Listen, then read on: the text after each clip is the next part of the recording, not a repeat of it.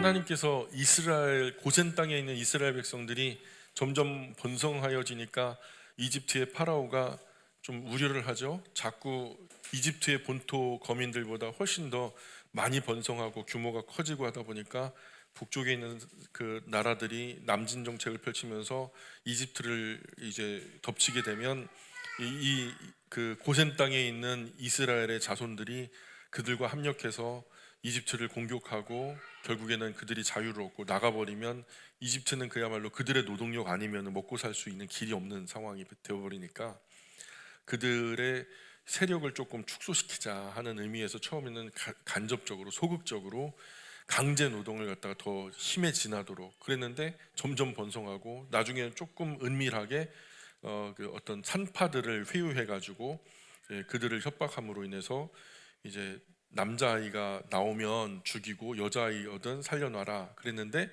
이제 하나님께서 특별한 지혜로 그들과 함께 하셔서 히브리인들 출산 소식을 듣고 가면 벌써 태어나서 아기가 울고 있는데 뭐 죽었습니까? 뭐 그런 얘기를 하니까 뭐 그런 방법도 안 되고 나중에는 이제 파라오가 적극적으로 그러면 남자아이거든 그 히브리인들은 남자아이거든 그냥 다 죽여라 버려라 그리고 여자아이거든 살려놔라 그렇게 아예 그냥 국가적으로 시행을 하는 거죠. 왕의 명령으로 그렇게 파라오의 명령으로 그런 일이 벌어지면서 이 이스라엘 안에는요 그냥 그 원성이 그 고통과 슬픔이 엄청나게 최고조로 충만한 그때 성경에 보면은 하나님께서 이스라엘 자손의 그 고통을 들으셨다 보셨다 뭐 이런 이야기를 하는 게 나오죠. 그게 2장까지의 대략의 내용이고요.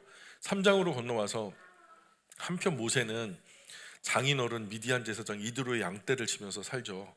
이드로의 이름이 이제 여러 개로 성경에 나타나는데 어떤 분은 뭐 루엘인데 히브리어로 레우엘이에요. 레우엘 하나님의 친구란 뜻이에요. 하나님의 벗, 하나님의 친구 이런 뜻이고 이트로라는 말은요 뛰어나다, 탁월하다 이런 뜻이죠. 근데 이게 본명이 루엘이고요. 레우엘 원래는 히브리어로 레우엘인데 레우엘이 본명이고 이트로는 제사장 또는 뭐 사람들 가운데 뭔가 대표적으로 일어나서 일을 하는 사람을 갖다 이런 식으로 불렸고 호칭에 관한 얘기, 신분에 대한 이야기. 그래서 그렇게 그 본명은 레우엘이다. 그리고 이드로는 호칭에 관한 뭐 족장의 신분을 나타내는 이름 정도로 보시면 좋을 것 같고 호밥이라는 말은요 이드로의 레우엘의 이름이 아니에요. 본명은 아니고 호밥은 레우엘의 아들이죠. 그죠? 레우엘의 아들이 호밥이고요. 그래서 오기로 다른 부분에서 레우엘의 다른 이름이 호밥이다 뭐 이렇게 기록된 부분인데 그건 잘못된 거예요. 호밥은 정확하게 레우엘의 아들의 이름이에요. 그래서 모세가 장인어른 양떼를 이끌고 서쪽 빈들로 나아가요. 근데 그곳에 하나님의 산 호렙이 있었거든요. 호렙에 가가지고 그 호렙에서 내려다 보이는 들판에서 양떼들을 이렇게 먹이고 있는데 하나님의 천사가 떨기나무에 불을 붙이고 그 불꽃이 사그라지지 않는 모양으로 나타나니까 모세가 고개를 들어서 보니까 인적이 없어요. 근데 사막의 캄캄한 밤에 막 산 중턱에 떨기나무 불에 불이 붙어서 활활 타오르는데 나무가 아무리 불에 타도 사그라지지가 않아요. 보통 이게 나무 덤불 같은 거는 훅 그냥 불이 크게 일어난 다음에 사그라지잖아요. 근데 그게 그냥 여상하지 않은 거예요. 일반적으로는 후루룩 타가지고 사라져야 되는데 산 중턱에 떨기나무 불에 불이 붙었는데 활활 타오르는데 나무가 계속 사그라지지 않으니까 이상하다. 왜 나무가 타서 사그라지지 않을까? 너무 이상하고 또 이상해서 가까이 다가가서 보려고 했죠. 그러니까 보는데 여호와 하나님은 모세가 가까이 다가와 자세히 보려고 오는 것을 보면서 가까이 오는 이 모세에게 말씀하시죠. 모세야 모세야 하니까 모세가 네 주님 네가 서 있는 땅은 거룩한 곳이다. 너의 발에 신을 벗어라. 나는 너의 조상 하나님이다. 아브라함이 섬기던 하나님, 이삭이 섬기던 하나님, 야곱이 섬기던 하나님이다. 그러니까 뭐 자기 뭐 증조 할아버지 뭐부터 다 얘기가 되니까 깜짝 놀라갖고 모세가 하나님 뵙기를 두려워하면서 얼굴을 가리죠. 그죠? 구약 세상에서 사람이 하나님 얼굴을 뵈면 죽는다는 상식이 있었거든요. 그래서 그분의 얼굴을 보면 우리는 사람은 죽는다. 근데 모세는 죽지 않으려고 자기 얼굴을 가리죠. 이게 하나님 얼굴을 보면 안 되니까. 그래서 여호와 하나님께서 다시 말씀하시기를 이런 말씀을 하세요. 모세에게 이제 본격적인 들려주시기로 했던 그 본격적인 이야기가 바로 그 다음 부분에 있는데, 나는 이집트에서 나의 백성이 얼마나 고통을 당하고 있는지 분명히 보았다. 또 강제 노동시키는 이집트 사람들 때문에 울부짖는 소리도 내가 다 들었다. 예, 보고 들었다는 거예요, 하나님이. 그래서 그들의 고통이 얼마나 뼛속 깊이 사무치는지 분명히 느꼈다, 이런 거예요. 그 본문으로 보자면 느꼈다 그래요. 보고 듣고 느꼈대요, 하나님이. 그리고 이제 내가 내려가리라. 그리고 내가 나의 백성 이집트 사람들의 손 아귀에서 그들을 건져내겠다, 구원하겠다. 그리고 젖과 꿀이 흐르는 아름답고 넓은 비옥한 땅, 곧 지금 가나안 사람, 헷 사람, 아모리 사람, 브리스 사람, 히윗 사람, 여부 사람이 사는 땅으로 내가 그들을 인도하여 데려가겠다. 이스라엘 백성 너무나 고통스러워 울부짖는 소리가 내 귀에까지 들리고 이집트 사람들이 그들을 개 취급하듯 다루는 모습도 내가 봤다. 그래서 이제 내가 너를 파라오에게 보낸다. 이 하나님의 목적이 나오는 거죠. 너가 누구죠? 모세를, 내가 나의 백성 이스라엘 사람들을 이집트 땅에서 이끌어내라. 이게 이제 모세의 책임을 이렇게 하나님께서 부여하신다. 그래갖고 소명을 얻었다. 그래서 모세의 콜링이라고 해요. 모세의 콜링. 모세가 소명을 받는 장면이 바로 지금 3장에 나타나죠. 그래서 모세는 황당하죠. 지금 자기는 처지가 어때요? 이집트에서 그 이집트 사람을 죽이고 도망 나온 거예요. 살인자예요. 그런 살인자인 자기가 뭐라고 자기의 민족을 이집트 치하에서 건져내라고 말씀하시냐 말이죠. 그래서 하나님이 이걸 모르고 착각해서 잘못 부르신 줄로 알고 모세가 뭐라 그러냐면, 주님, 제가 누구인지 아시죠? 제가 누구이기에 파라오에게 가겠습니까? 더구나 이런 제가 이스라엘 사람들을 이집트에서 이끌어낸다니요, 구해낸다니요, 말도 안 됩니다. 주님, 저는요 그냥 그저 두렵기만 합니다. 아무것도 못해요. 바보입니다.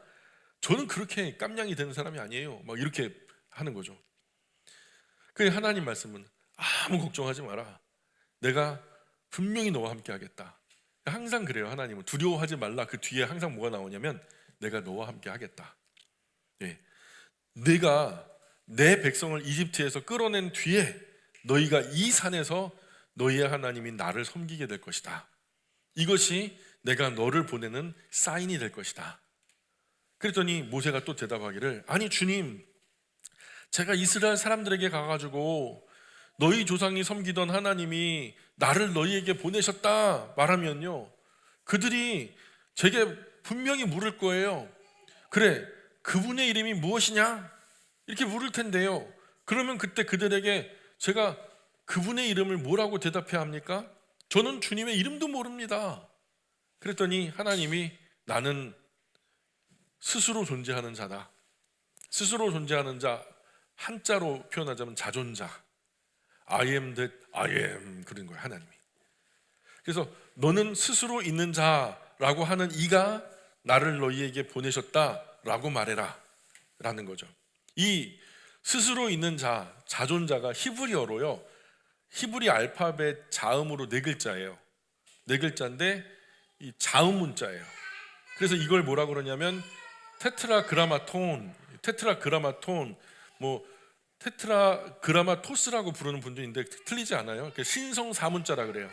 여호와 하나님의 이름을 나타내는 네 자음을 말할 때 이 하나님의 성호를 표현하는 글자다. 그래서 과거에 에세네파라고 하는 파는 성경을 이렇게 필사하다가, 과거에는 인쇄술이 없잖아요. 복사기도 없었고, 그러니까 그 짐승의 털을 갖다 깎아가지고 거기다가 잉크를 찍어서 이렇게 다 필사를 했단 말이에요. 양피지나 파피루스에. 근데 이런 신성 사문자가 나오잖아요. 여호와라는 단어가 나오면은요, 그 자리에서 붓을 꺾고 쓰레기통에 버리고 그 자리에서 일어나가지고 바깥에 나가고 흐르는 물에 몸을 씻고, 그리고 다시 돌아와가지고 그 붓을 또 깎아요. 그리고 찍어서 그 다음 글자 처음부터 다. 근데 한 문장에 2번, 3번 나올 때도 있잖아요. 그럼 2번, 3번 그것을 작업하는 거예요. 여호와의 이름을 그렇게 신성시 여겼단 말이죠. 자, 그래서 그들은 신성 사문자라 하나님의 성호를 표현하는 글자, 그래서 신성 사문자를 모음화해서 음역한 것이 여호와라는 거예요. 임의로 거기다 모음을 붙인 거예요. 아직도 그 하나님의 이름이 무엇인지는 세상에 그 누구도 몰라요. 아무도 몰라요.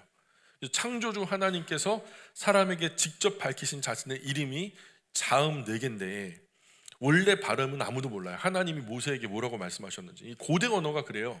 고대 언어가 아는 사람은 알아요. 예를 들어 우리가 다 한글을 쓰잖아요. 그래서 얘를 소라고 하자. 그래서 소라고 했는데 자음인데 모음이 없으니까 우리끼리는 이거는 소라는 걸 알죠. 그런데 다른 나라 사람들이 시옷만 그려놨으니, 그럼 시옷만 그려놨으니 이거 뭘 읽어야 돼요? 스라고 읽어야 돼요. 그러니까 아는 사람은 소라는 걸 아는데 모르는 사람은 소라는 발음을 모르는 거예요. 고대 언어가 그렇게 좀 미흡한 부분이 있어요. 그래갖고 나중에 현대 히브리어가 되면서 모음 체계를 나중에 갖췄어요. 그래서 점을 하나 찍으면은 아라고 하자, 2개를 찍으면은 에라고 하자, 3개를 찍으면은 웨라고 하자. 거기다가 뭐 이렇게 다른 어떤 그 모음 부호를 붙이면 이것을 뭐 발음 있는 어떤 다른 글자로 읽자 하는 그런 협의가 거쳐서 지금 그 구약 성경을 히브리어로 보면은 목사님들이 웬만하면 다 읽어요. 예, 히브리어로는 다 읽는다고. 그 고대 언어가 어렵지도 않아요. 우리 여기 계신 분들도 히브리어는요, 뭐 한 보름 정도만 공부하면요, 누구든지 다 읽고 해석할 수 있을 정도예요. 그렇게 쉬워요. 고대 언어가 단순하거든요. 단어만 알면 다 알 수 있는 거예요. 그래서 우리 신학생들 가운데 우리 전도사님도 지금 히브리어, 헬라어 공부하고 있지만은 히브리어는 히히거리면서 배우고 헬라어는 좀 나중에 나온 단어잖아요. 좀 어려워요. 문법이나 이런 어떤 그 시제가 좀 있으니까 그런 것들은 헬헬거리면서 배운다. 그래갖고 히브리어는 상대적으로 굉장히 쉬운 언어예요. 근데 쉬운 만큼 번역이 참 힘들어요. 그래서 여기서 말하는 신성 사음자가 어떻게 발음하는지는 아무도 몰라요. 그래서 그 이름이라고 하기 어려운 것이 어떤 상태 내지는 해당 존재의 형태를 표현하고 있기 때문이죠. 나는 누가 있게 해서 있는 존재가 아니다. 그냥 영원전부터 영원까지 스스로 있는 존재다. 나로 인해 모든 것이 있게 되었다. 나는 모든 것의 원인이 되는 존재다. 나는 그런 존재다. 이런 어떤 상태, 이런 것들을 표현하는데, 오늘 우리가요 많이 피곤하고 졸리시겠지만 하나님의 평안으로, 근데 하나님의 이름, 그 성호를 우리가 좀 생각하고 가자고요.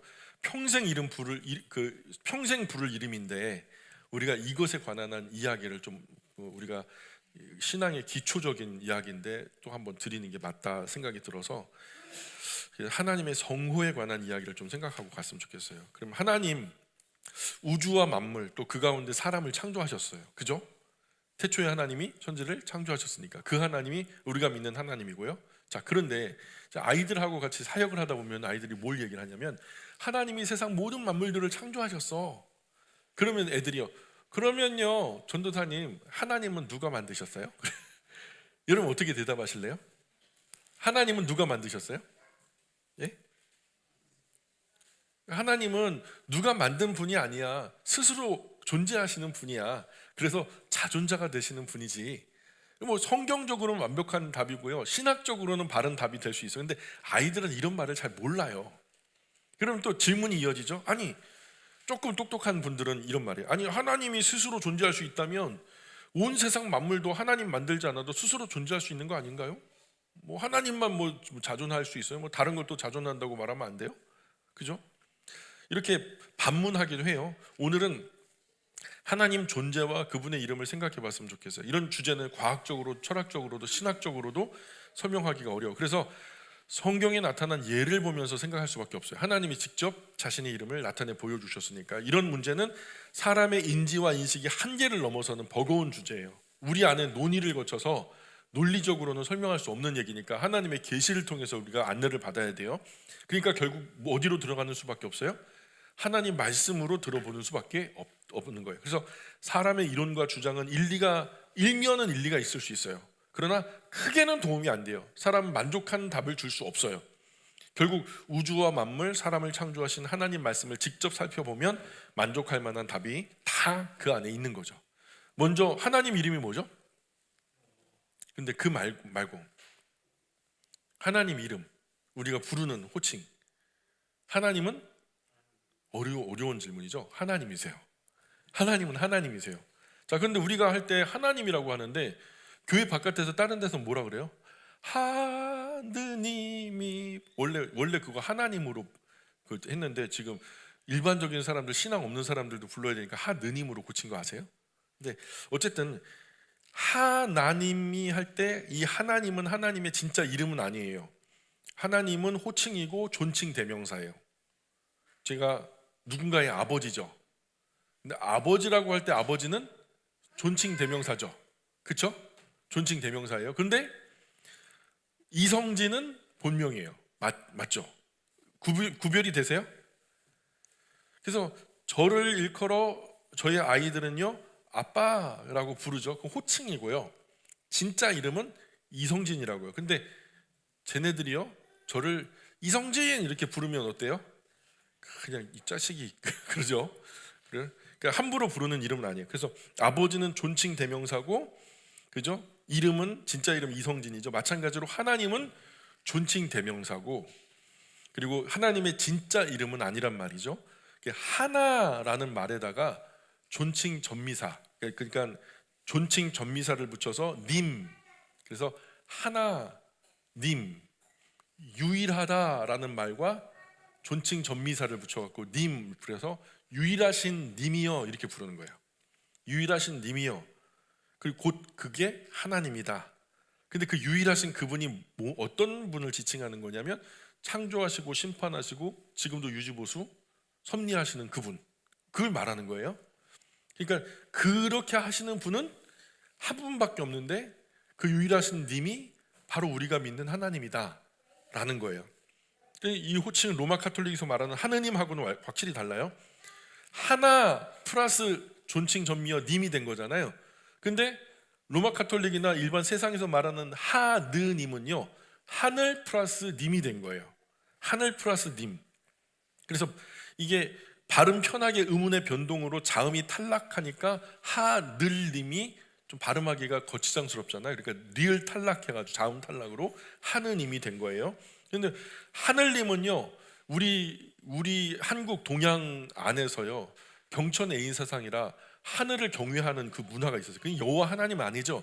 이 범신론적인 세계관을 담고 있어요. 우리는 과거에 부뚜막 신도 있고 뭐 강에도 신이 있고 바위에도 신이 있고 별의별 때 신이 있고 하늘에도 신이 있고 별도 신이 있고 심지어는 뭐 그 장독대도 신이 있어요. 그죠?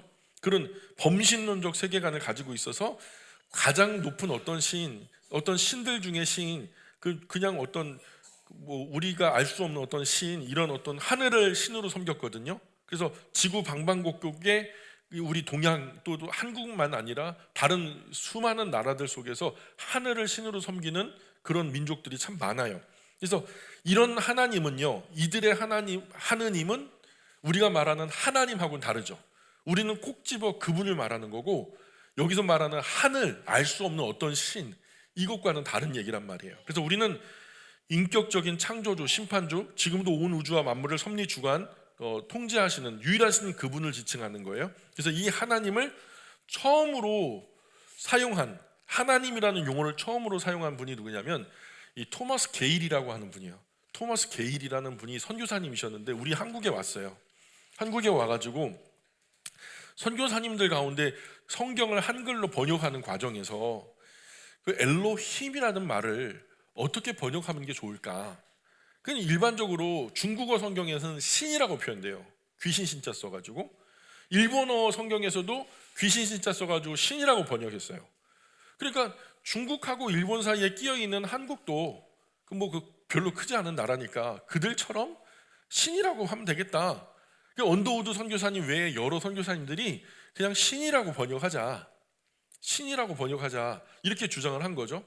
영어로는 엘로힘은 뭘로 번역되고 있냐면 갓, 대문자 god로. 일반적인 다른 신들은 소문자 god로 표시하고 진짜 하나님, 큰 하나님, 우리가 아는 그 하나님은 바로 대문자 god로 해갖고 유일하신 하나님을 표현하는데 거기 자기들은 이제 그 대문자 가수로 하면 되는 거예요. 근데 과연 이 조그마한 나라, 이 변두리 나라, 이 한국이라는 나라에 엘로힘을 뭐로 번역해 주면 좋을까 이제 고민을 하다가 이제 그 생명과 구원의 복음을 전하면서 그 구원을 주시는 분의 이름도 모르면 안 되니까 모세도 대본에 뭐래요? 이스라엘이 우리를 구원하시는 그분의 이름이 누구인가요? 라고 반드시 물어볼 건데 그럼 제가 뭐라고 답변하면 좋을까요? 그분의 이름을 그렇게 하잖아요. 그래서 우리 민족은 대대로 하늘님, 한울님, 한은님 이렇게 뭐 섬겼거든요. 그런데 이런 존칭은 범신론적 성격이 있어서 특정한 한 존재를 지칭하는 호칭은 아니었던 거죠. 그 누구라도 될 수 있는 호칭이에요. 이 하늘님에는 하느님에는 알라도 들어갈 수 있고 부처님도 들어갈 수 있고 뭐 별의별 신들 다 잡신들 여기 다 들어갈 수 있어요. 그러니까 요즘에 WCC 뭐 에큐메니칼 뭐 이런 운동들이 벌어지는 거잖아요. 그래서 종교적인 통합, 대통합을 외치면서 막 그렇게 얘기하는 거잖아요. 근데 우리 하나님은 그런 하나님이 아니거든요. 그래서 선교사님들이 의논하기를 뭐 신으로 그렇게 하자 했는데 근데 마음에 안 드는 거예요. 그래서 토마스 게일이 아니라 제임스 게일이에요. 죄송해요. 제임스 게일 선교사님이 제안을 한 거죠. 하나님이라고 부르면 어떨까요? 하나님? 그 선교사님들이 그게 갑자기 밑도 끝도 없이 뭐 단어를 만들고 그래? 그 말이 뭔 의미예요? 라고 이제 물어보니까 여기서 한국에서는 하나는 유일하다라는 뜻인데 그 하나에다 존칭 전미사를 붙여가지고 하나 플러스 님, 우리가 말하는 바로 그분. 그래서 하나님으로 그렇게 제안을 합니다. 그런 거예요. 예, 제임스 게일 선교사님이. 그래서 선교사님들은 그 이름을 듣고서요 한동안 입을 못 닫았대요. 다 얼음이 된 거죠. 얼음이 돼가지고 좋다. 그래가지고 그때부터 하나님으로 우리 성경에서 나타난 엘로힘은 하나님으로 우리가 번역을 하자. 그래서 하나님 이름에 대한 대명사를 그때부터 갖게 된 거예요. 자부심을 가져도 되겠죠. 이게 좀 달라요. 천주교, 뭐 로마 카톨릭, 다른 범신론적 세계관을 가지는 하늘 플러스 님하고는 완전히 근본적으로 다른 거예요. 하나 플러스 님이니까요. 그래서 출애굽기 본문에서는 하나님이 이제 자신의 이름을 소개하잖아요. 이스라엘 백성 이집트 인도에 낼 지도자 모세에게 하나님 자신의 이름을 가르쳐 줘요. 그 이름을 우리말로 발음해 보면은 여호와라고 말하는데요. 그 말을 그 이스라엘 히브리어 자음 네 글자 테트라그라마톤 신성 사문자로 불렸는데 거룩한 네 문자. 근데 우리말은 자음과 모음이 합쳐지잖아요. 그리고 기역에다가 아 붙으면은 가라고 부르면 되고 기역에다 어 붙으면 거, 또 리을에다가 아 붙으면은 라, 가거라 그렇게 되잖아요. 이게 쉬워요. 근데 고대 언어라 자음만 기록됐는데 그때 모세와 하나님 간의 대화 속에서 내 이름은 뭐다라고 말할 때 모세는 들었으나 모세가 그것을 글로 표현할 때는 발음까지도 음가까지도 전달하기가 어려웠던 거죠. 그러니까 자음만 지금 이제 옮겨진 거죠. 그래서 하나님의 이름을 정확하게 지금 발음할 수가 없어요.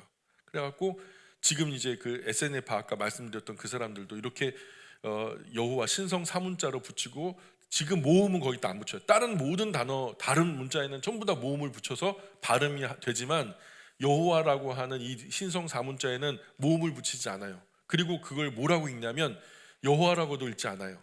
뭐라고 읽냐면 그냥 아도나이 이렇게 불러요. 주인님이란 뜻이에요. 주님이란 뜻이에요. 그래서 아도나이 이렇게 불러요. 대칭을 하는 거죠. 거기다 다른 이름으로 신성한 이름을 함부로 발음하는데 예를 들어 제 이름이 이성진인데 우리 아이들이 모음을 잘 모르니까 이생잔 이렇게 봐요. 그러면은 아버지가 들을 때 되게 불편하잖아요. 발음한다고 했는데 좀 새는 발음으로 들리니까. 그러니까 여호와 하나님을 진짜 바른 그 호칭으로 불러야 되는데 우리가 하는 이 발음이 아닐 수도 있잖아요. 그래서 지금도 학자들 간에 이 신성 사문자를 어떻게 읽을 것인가 이거에 대한 논의가 참 많아요. 그래서 어떤 사람들은 야훼라고 읽자, 또 어떤 분들은 여호와라는 이름이 오래토록 우리에게 불려졌고 그렇게 읽어도 크게 다르지 않다 뭐 이렇게 주장하기도 해요. 그러나 어떻든 이 신성 네 글자에 담겨진 의미가 있어요. 하나님께서 직접 그 의미를 말씀해 주셨는데 그 이름의 의미는 존재한다라는 뜻이에요. 그래서 따라해 볼까요? 있다. 예, 이런 이름 들어본 적 있어요? 이런 이름. 하나님의 이름은 있다예요. 있다. 근데 그냥 있는 것이 아니고 스스로 있다. 스스로 있다. 그래서 영어로는 is, 그죠? 비동사, 제기동사라. 그래갖고 스스로 있다. 이걸 한자로 표현하면 자존자, 스스로 존재하는 존재. 이런 뜻이 우리가 대명사라고 부르는 하나님의 원래 이름인 거예요. 있다. 그런데 그냥 있는 게 아니고 스스로 있다. 그러니까 이 하나님의 이름을 제대로 알고 나면 이런 질문이 있을 수가 없어요. 하나님은 누가 만드셨어요? 이런 질문이 성립이 돼야 안 돼요. 왜냐하면 그 이름에서 이미 하나님은 스스로 있다라는 정체성을 갖게 되시니까. 이런 말 못하는 거죠. 하나님 이름 앞에 이런 질문 자체가 잘못된 질문이 되는 거예요. 하나님은 누가 만든 것이 아니고 스스로 존재하시는 분이다. 영세 전부터 스스로 계셨던 분이다. 이런 뜻을 가지고 계시니까요. 오늘 출애굽기 3장에서 모세가 하나님께 말하죠. 제가 이스라엘 백성에게 하나님 이야기하면 그들이 그 하나님 이름이 뭐냐라고 물을 텐데, 그러면 저는 그때 당신 이름을 뭐라고 답변하면 좋겠습니까? 묻죠. 그랬더니 하나님이 말씀하시는 거예요. 나는 자존자다. 스스로 있는 존재다. 이렇게 말씀하신 거죠. 그래서 하나님의 이름 자체가 굉장한 권위를 갖고 있는 거예요. 그래서 하나님은 누가 만들었나? 이런 한 질문이 얼핏 듣기에는 굉장히 기발한 질문을 했죠. 그러나 제대로 알고 나면 실상은 정말 잘못된 질문인 거예요. 하나님은 누군가에 의해 만들어진 분이 아니란 말이에요. 그런데 옥스퍼드 대학교에 리처드 도킨스라고 하는 사람이 있어요. 교수인데 이 사람 똑똑해요. 어떤 인문주의 철학자이기도 하고. 그런데 이 사람이요, 여호와라는 이름이 스스로 있는 자잖아요. 근데 자기가 볼 때는 만들어진 사람 존재예요. 그래가지고 하나님을 비꼬면서 만든 책이 뭐냐면 만들어진 신, 리처드 도킨스의 만들어진 신. 아마 이 사람은요 천벌받을 거예요. 불신자들의 교과서처럼 지금 읽히는데 이 책 때문에 수많은 지성이 하나님으로부터 멀어졌어요. 그리고 신은 없다고 생각하면서 지금도 방만하게 사는 많은 지성들이요 다 누구의 책을 참고해가지고 그렇게 머릿속에 사상을 이제 정립했냐면 이 리처드 도킨스의 만들어진 신이라는 책을 기초로 해서 자신의 사상을 정립한 거예요. 사실 만들어진 신이라는 책은 논리적으로, 학문적으로도, 신학적으로도 말도 안 돼요. 제대로 뜯어놓고서 논쟁을 하자면요, 이 사람은요 자기 주관일 뿐이지 무신론이라고 자기는 주장하는 무신론이라는 그 논리 자체가 성립이 안 되거든요. 무신론은 우주 끝까지 가서 하나님이 없다는 걸 눈으로 직접 확인해야 진짜 무신론이 되는데 확인한 적도 없고요. 논리적으로 맞지 않아요. 예를 들어 하나님은 없다라고 말해봐요. 그럼 하나님이 전제되는 거잖아요. 하나님 그럼 있는 건데요. 논리적으로 안 돼요. 철학적으로도 안 되고 신학적으로도 안 돼요. 그런데 잠깐 논의해가지고 그 무지가 확실하게 드러내는 책이죠. 그래 리처드 도킨스의 이 책을 다 읽고요. 같은 옥스퍼드 대학교 교수였던 이 알리스터 베클락스라는 사람이요 한심도사 8푼이에요. 완전히 자기 깜냥으로 그냥 깊은 논제가 수천 년 이어왔던 하나님의 존재에 대한 이야기를요 너무 가볍게 다루고서 자기 리처드 도킨스의 무지성 무논리의 한심함이 나타난 거죠. 그래서 그런 부분들을 지적하면서 같은 옥스퍼드 대학교 교수였던 알리스터 베클라스가 책을 쓰기를 도킨스의 신이라는 책을 써요. 여기서 리처드 도킨스가 얼마나 무지하고 논리적으로 오점이 많고 이런 것들을 다 까발리죠. 그래서 혹시라도 주변에 특히 젊은 친구들 중심으로 해서요 만들어진 신, 리처드 도킨스가 썼던 만들어진 신 때문에 심취해가지고 하나님부터 멀어진 친구가 있으면 조용히 선물을 해주시는데 무슨 책을 선물해야 될까요? 예? 알리스터 맥그라스의 도킨스의 신이라는 책을 선물해주면 좀 뭔가 변증이 되겠죠. 자존자, 스스로 있는 분, 영원 무궁 스스로 존재하는 분이라는 뜻이에요. 이 영원이라는 시간도 무궁이라는 시간도 우리 지성이 닿을 수 없는 영역이에요. 그래서 구약 성경 출애굽기 3장에서 하나님 이름이 처음으로 소개되는데 그 성경을 자세히 보세요. 그러면 그 이전부터 어떤 소수의 사람은 그분의 이름을 알고 있었던 것으로 보여요. 스스로 존재하는 분은 누가 만들었을까? 이 질문 자체가 애초부터 잘못된 거죠. 세모는 왜 네모가 아닐까? 잘못된 거죠. 세모는 왜 네모가 아닐까? 세모니까. 예. 그러니까 말이 안 되잖아요. 애초에 그 말이 질문이 될 수 없는 말인데 스스로 계시는 자존자께 그런 분은 누가 만드셨나요? 물으면 안 되는 거죠. 아버지는 왜 내 아들이 아닌가? 예. 아버지는 왜 내 아들이 아닌가? 말이 되나요? 애초 질문이 잘못된 거죠. 그래도 질문은 해야 되겠고, 질문을 품은 채로 성경을 읽다 보면 성경은 깜짝깜짝 놀랄 정도로 놀라운 해답을 줘요. 그 중에 하나님 이름 소개하는 이 부분도 사람이 극복할 수 없는 하나님에 대한 천상의 정보를 제공하고 있는 거예요. 그래서 인류 역사 안에서 자신을 이런 이름으로 소개한 분은요, 전무후무하다. 더 나아가 어떤 신이 우주와 만물 그리고 그 가운데 사람을 또 보이는 세계와 보이지 않는 세계를 창조하셨다라는 말은요, 세상의 그 어떤 책에도 어떤 종교에도 어떤 신들의 이야기에도 나타나지 않는 얘기예요. 오직 성경에만 소개된 이 여호와 스스로 계시는 분, 이 하나님 딱 한 분만 이런 위엄과 권위를 가지고 있는 놀라운 이름을 가지고 있는 분이죠. 그래서 지금까지 수많은 지성과 철인들이요, 과학적으로 또는 논리적으로 또는 철학적으로 생각하고 연구하고 살펴봤는데, 그러나 하나님에 관한 한 사람 안에는 결론이 나지 않더라. 그래서 오직 성경 안으로 들어와야 알 수 있는 정보가 바로 하나님에 관한 이런 정보였다. 성경은 우리가 아무리 하늘같이 큰 기대를 가지고 마주해도요, 우리가 가지고 있는 기대에 1000만 배로 돌려줘요. 그래서 성경 절대로 작게 보면 안 돼요. 예, 성경은 볼 때 크게 기대하고 보시는데, 그러나 성경을 제대로 읽기 시작하면요, 나의 그 하늘 같은 기대가 무척이나 작았다는 것을 알게 될 거예요.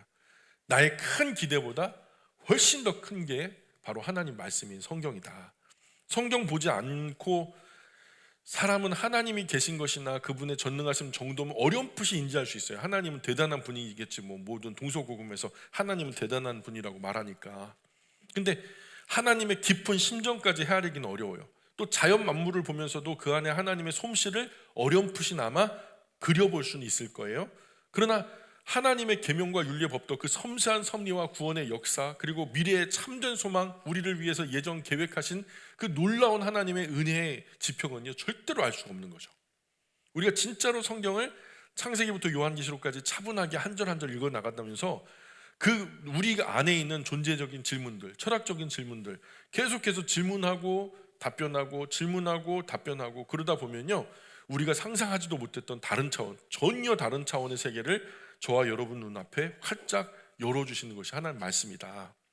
그래서 다시 본문으로 돌아올게요. 출애굽기 3장에서 여호와 하나님 모세에게 계속 말씀하시는 거예요. 너는 이스라엘 백성들에게 가서 전해라. 나를 너희에게 보낸 분은 너희 조상 하나님이시다. 그분은 곧 아브라함의 하나님, 이삭의 하나님, 야곱의 하나님이시다. 그분이 나에게 나타나셔서 이렇게 말씀하셨다라고 전해라.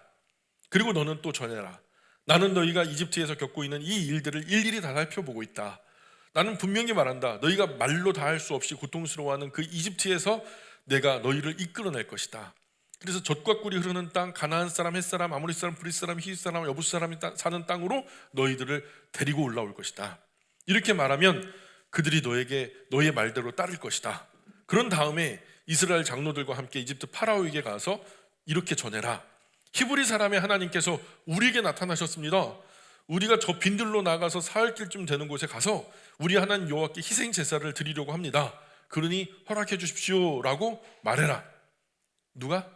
이스라엘 장로들과 이끌어 누구 앞에?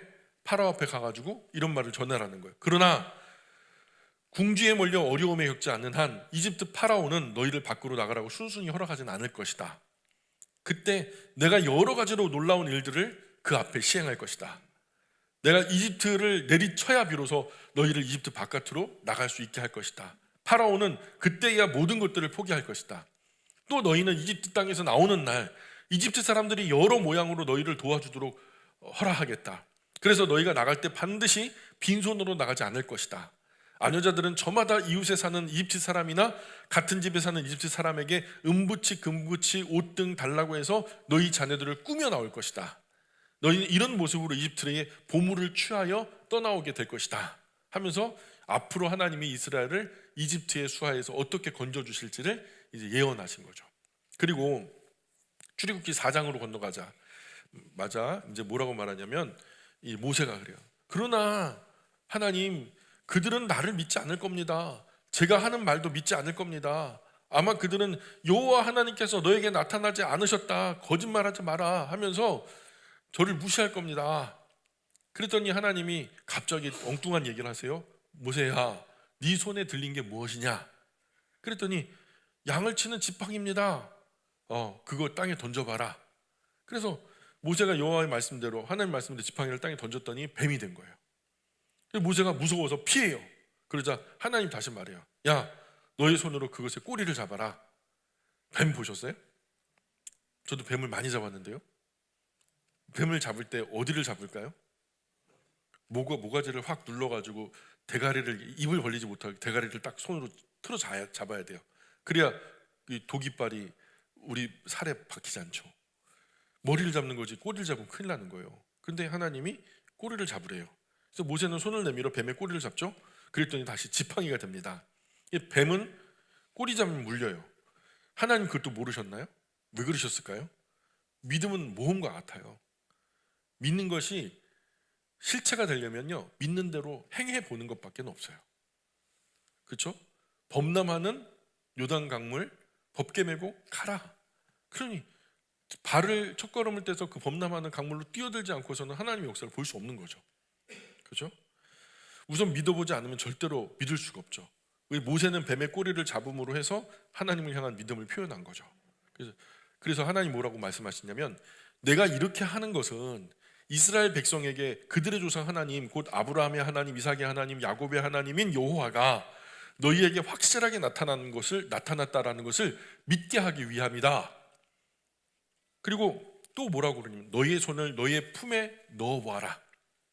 모세가 이제 그 손을 자기 겉옷 품에다 넣어요. 그래서 다시 꺼내봐라. 꺼냈더니 문둥병이 하얗게 생긴 거예요. 그리고 하나님 또 말씀하세요. 다시 그 손을 너의 품속에 넣었다가 꺼내봐라. 다시 품속에 넣었다가 꺼낸 거죠. 모세가 말씀대로 하니까 원래 건강했던 피부로 깨끗하게 돌아와 있는 거예요. 네가 처음 이적을 베풀지만 이스라엘 백성은 너를 믿지 않을 거야. 그런 두 번째 이적은 확실하게 나의 사인으로 믿게 될 것이다. 그런데 그들이 이 이적을 믿지 않고 너의 말을 듣지도 않거든. 강물을 조금 떠다가 땅바닥에 쏟아봐라. 네가 떠다가 쏟아부은 그 물이 땅바닥에서 피로 변하리라. 그랬더니 또 모세가 엉뚱한 핑계를 내죠. 주님, 저는요 원래 말주변이 없습니다. 예전부터 그랬어요. 그러나 주님께서 미천한 저에게 이렇게 저렇게 하라고 말씀하신 지금도 마찬가지입니다. 지금도 제가 입이 얼마나 둔한데요, 말 더럽게 못합니다. 그러니까 정말 죄송합니다. 저는 입이 뻣뻣하고 혀가 둔하니까요. 시킬 만한 자에게 시키세요. 그랬더니 하나님이 대번에 뭐라고 하냐, 누가 입을 만들었느냐, 그죠? 누가 사람의 입을 만들었느냐? 누가 사람을 말 못하게 하고 듣지 못하게 하느냐? 누가 사람의 앞으로 보게 하거나 보지 못하게 하느냐? 나 여호와가 아니냐? 아무 걱정하지 말고 가거라. 너의 입이 열릴 때마다 네가 무슨 말을 해야 할지 내가 다 가르쳐 줄 것이다. 그랬더니 모세가 또 극구 그냥 거절하면서, 주님 제발 부탁드립니다. 보낼 만한 사람을 보내셔야죠. 저라니요 말도 안 됩니다. 막 그러니까요, 하나님이 여기서는 크게 진노하세요.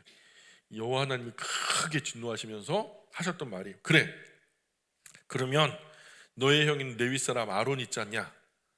그가 얼마나 말에 능한지 내가 잘 알고 있다. 그가 너를 만나러 올 것이다. 그가 너의 얼굴 볼 때 무척 기뻐할 거야. 너는 네가 해야 할 말을 그에게 들려줘라. 나는 내가 말할 때마다 그가 말할 때나 너의 힘이 되어주겠다. 너희의 무슨 말을 어떻게 해야 될지 가르쳐 주겠다. 그 대신 그가 너 대신 이스라엘 백성에게 말해줄 것이다. 그는 너의 입이 되어서 네가 말하는 그대로 따라서 말하게 될 것이다. 너는 이 지팡이를 손에 들고 다니면서 내가 시키는 대로 이적을 베풀면 된다.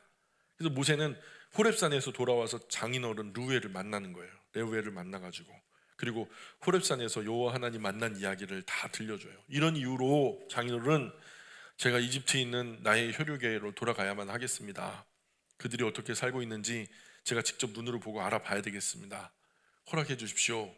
그랬더니 레우엘이, 뭐 보탤 말이 있나요? 하나님이 그렇게 하셨다는데 그럼 그렇게 해야죠. 그래서 레우엘이 잘 다녀오게 이 말밖에 못해요.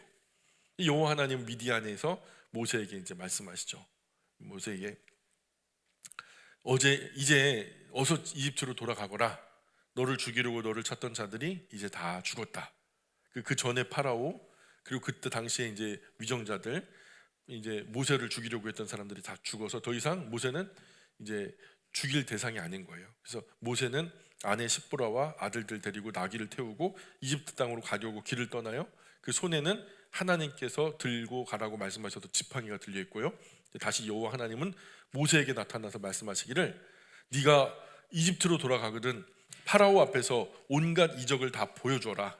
내가 너에게 이적을 보일 능력을 주지 않았느냐. 하지만 네가 이렇게 이적을 보인다고 해도 파라오는 내 백성 순수히 보내주진 않을 것이다. 내가 그의 마음을 굳게 할 것이기 때문이다. 그때 너는 파라오에게 말해라. 여호와 하나님께서 이렇게 말씀하셨습니다. 이스라엘은 나의 맏아들이다. 네 아들을 풀어주어 나를 섬기게 하라. 내가 너에게 분명히 그렇게 일렀건만 네가 풀어주지 않으니 내가 너의 맏아들을 죽여버리겠다. 마지막 10번째 재앙이 뭐죠? 장자의 죽음. 맏아들이 죽는 이유가 뭐라고요? 하나님이 그렇게 하라 했는데 내 맏아들을 풀어주지 않고 계속 붙들고 있으니 네 맏아들을 내가 죽일 거야. 이래 갖고 맏아들이 죽게 되는 거예요. 그래서 모세는 계속 이집트로 향해서 여행을 계속합니다. 그러다가 한 곳에 머물러서 이제 그 여행길에 묵으려고 하는데 그때 하나님 모세에게 나타나셔서 모세를 죽이려고 하세요. 모세의 아내 십보라는 얼른 또 깜짝 놀라가지고 날카로운 차도를 집어들고서 자기 아들을 그냥 할례를 해요. 아마도 이 과정에서 모세가 구별된 그 이스라엘 백성이 된 표가 뭐라고요? 할례잖아요. 근데 할례를 그때까지 시행하지 않았던 것 같아요. 그래서 할례를 하려고 하는데 아마 아내가 말렸겠죠. 내 새끼한테 그냥 손끝만 대봐 내가 가만 안 둘 거야. 당신 그런 줄이나 알아. 그래서 모세가 하나님 명령 따라서 유대인의 관습에 따라서 할례를 행하려고 했는데 아마 아내의 만류에 못 이겨가지고 못했었던 것 같아요. 근데 하나님의 도구로 쓰임 받으려면 하나님 것으로 인쳐 주셔야죠, 그죠? 그러니까 이제 하나님의 것으로 사용되려고 하는데 아직 그 표가 없으니까 하나님께서 할례를 시행하라고 하셨는데 아직까지 안 돼 있으니까 아유 그냥 뭐 못해 먹겠다 그래갖고 모세를 이제 죽이려고 하는데 이제 그렇게 이제 할례를 급하게 아내가 이제 한 거죠. 그리고서는 뭐라 그러냐면 당신은 참으로 나로 피를 보게 하는 남편이에요. 하고서는요 여기서 십보라와 아들들을요 십보라가 아들들 데리고 그냥 원래 돌아가요 미디안으로. 그리고 모세만 아론 만나러 또 가고요. 그러자 여호와 하나님 모세를 놓아주고요. 하나님은 이스라엘 모든 백성에 할례를 명하셨죠. 그러나 모세와 아들들은 할례를 행하지 않았고요. 여호와 하나님은 진작 모세에게 할례를 요구하셨어요. 그러나 아내 십보라 등살에 차일피일 미루고 어디 내 아들 몸 털끝 하나라도 대봐요. 내가 가만히 있지 않을 거예요. 이런 히브리인들의 할례에 낯선 십보라는 아마 이렇게 나왔을 거란 말이죠. 그리고 십보라는 동행하지 않고 아들 데리고 집으로 돌아간 것 같고요. 모세는 계속해서 여호와 하나님께 시키신 여정을 진행합니다. 한편 여호와 하나님은 모세의 형 아론에게 이르시죠. 빈들에 나가라. 거기서 모세를 맞아라 하는 하나님의 명령을 하세요. 아론은 하나님의 산으로 가서 모세를 만나 입을 맞추면서 반갑게 인사를 하죠. 모세는 아론 형을 만나 지금까지 자초지종을 다 설명을 하고요. 하나님께서 자신에게 이런저런 일을 명령하셨다는 이야기와 더불어서 이런저런 기적도 보이셨다라는 말씀하셨다, 보이라고 말씀하셨다 이런 이야기를 아론에게 자세하게 이제 앞으로 자신과 형이 어떤 일을 해야 되는지에 대한 이야기를 좀 쭉 들려주는 거죠. 반드시 아론은요 모세를 통해서 이야기를 전해 듣게 돼 있어요. 세상도 반드시 오늘 이 자리에는 저와 여러분 교회와 그리스도인을 통해서 주님의 복음을 전해 듣게 돼 있죠. 그리고 모세와 아론은 함께 이집트로 갑니다. 이집트에 도착해서 이스라엘 모든 장로를 불러 모아요. 그리고 여호와 하나님께서 모세 자신에게 명령하신 모든 말씀을 아론을 통해서 전달하고요. 그리고 모세는 이스라엘 모든 백성 앞에서 이적을 보이죠. 그 이적을 본 후로 모든 이스라엘 백성은 모세의 말을 믿기 시작했고요. 그리고 여호와 하나님께서 이스라엘 백성을 돌아보고 계셨고 말할 수 없는 억압과 고난의 일들을 일일이 다 볼 뿐만 아니라 들으셨고 또 그들의 고통을 심지어는 느끼기까지 하셨다는 것을 이제 이스라엘 백성이 듣고는요 이 모든 이스라엘 백성이 머리를 숙여 하나님께 경배하면서 예배를 하게 됩니다. 그래서 이게 출애굽기 4장까지의 내용이에요.